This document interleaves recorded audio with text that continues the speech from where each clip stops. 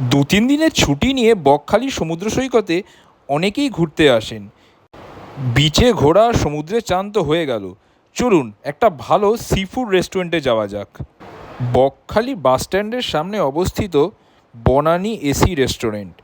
এই রেস্টুরেন্টটি পেটাই পরোটা এবং বিভিন্ন টাইপের সি ফুড যেমন চিংড়ি, কাঁকড়া, পমফ্রেট, সুরমাই এসবের জন্যে খুবই বিখ্যাত। সকালে খেলাম পেটাই পরোটা, খেতে মোটামুটি লেগেছে। দুপুরবেলায় অর্ডার করলাম থালিতে ছিল আলু ভাজা, মিক্সড ভেজ সবজি আর ভাত। কোয়ালিটি মোটামুটি ছিল, খুব একটা ভালো ছিল না। এরপর অর্ডার করলাম দই সর্ষে পমফ্রেট। এখানে দুরকম সাইজ হয়, স্মল এবং লার্জ। আমরা লার্জটা অর্ডার করেছিলাম। সর্ষে আর দই দিয়ে এই গ্রেভিটা তৈরি করা হয়েছে।